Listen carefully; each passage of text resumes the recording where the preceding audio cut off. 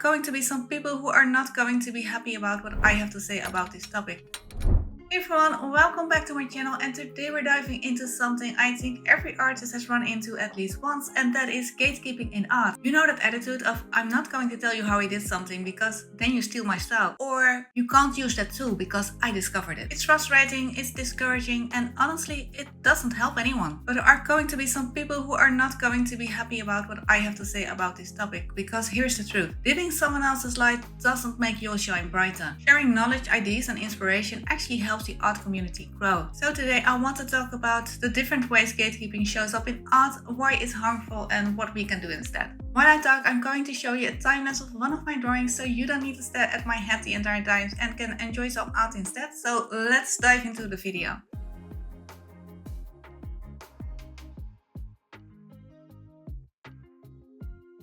One of the most obvious forms of gatekeeping is refusing to share your process. I've seen artists literally say, I'm not going to tell you how I draw that, otherwise you'll do it too. But here's the thing, art doesn't work like that. You could explain every step of your process to someone else and they'd still create something completely different, because no two artists are the same. People just feel inspired by your process, and you should take that as a compliment. Have faith in someone else's creativity. They probably ask about your process because in their minds they already have their own idea they want to use it for. People who are after copying your work one-on-one are not going to ask about your process. They probably won't even interact with you at all because they just don't want to get caught. Another version of this is not wanting to share what tools you use. Like someone asks, hey, what pen is that? And the response is, I'm not telling you. Honestly, come on. Knowing what pen someone used isn't going to suddenly erase your individuality. A tool is just that, a tool. What matters is the hand and the mind behind it.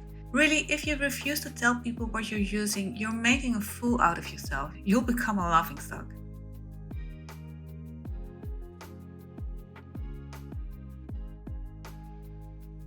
Another common gatekeeping behavior is claiming that a technique belongs to you. For example, that blending method is mine, you can't use it. Or you're stealing my technique. But art techniques aren't owned by anyone. Cross-hatching, blending with your finger, using color washes, they have existed for centuries. What makes them special is how you apply them in your work. And if you think you invented the technique, did you really? Are you really sure no one in history of mankind had that same idea? You're probably not the first. The technique is just uncommon, but it's still very cool that you do it. Getting mad when someone uses a similar technique doesn't protect your art. It just creates unnecessary negativity. If anything, it should be a compliment. It means what you did inspired someone. And remember, inspiration is not the same as copying.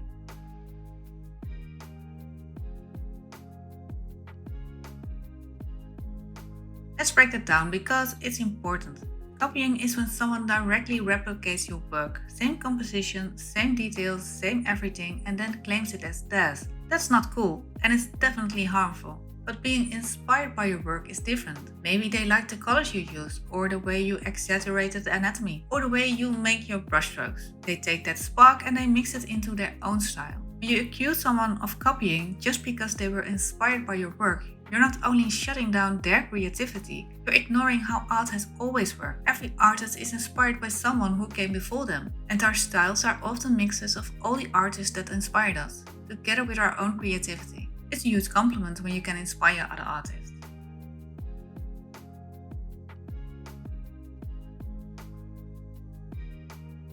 This doesn't just happen with drawing, it happens with content too.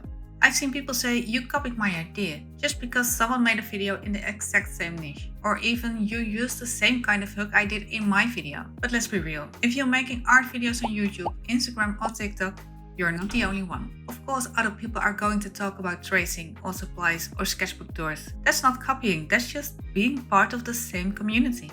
If you see someone using your hook in their videos, your hook probably became trending and many more are going to use it too. It's like getting mad when someone else said, welcome to my channel, in their intro. We're all here on social media, sharing what we love, and there is enough space for everyone.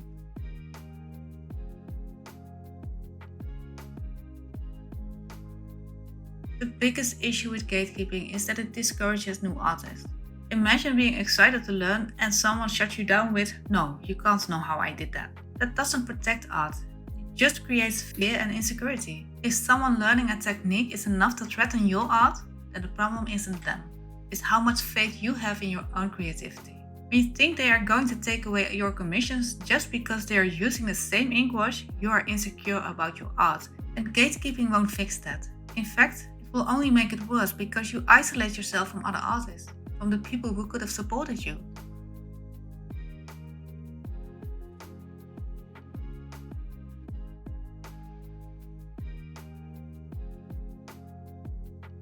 So here's what I hope you take away from this. Dimming someone else's light doesn't make yours shine brighter. When we share our tools, our knowledge and our techniques, we make the art world bigger, brighter and inspiring for everyone. Instead of protecting what we know out of fear, let's just share it with curiosity, because someone learning from you doesn't erase your art, it actually multiplies it. Thanks for hanging out with me today, and if you have your own story about gatekeeping in art, let me know in the comments, but also when someone did share their knowledge with you and you have a story about that, I would love to hear about it. And if you found this video helpful, make sure to like and subscribe and share it with an artist who might need to hear this. If you want to support this channel, you can already do that by just watching another one of my videos, and maybe this is a good one to try next. Until next time, keep creating, keep inspiring, and remember, there's room for all of us.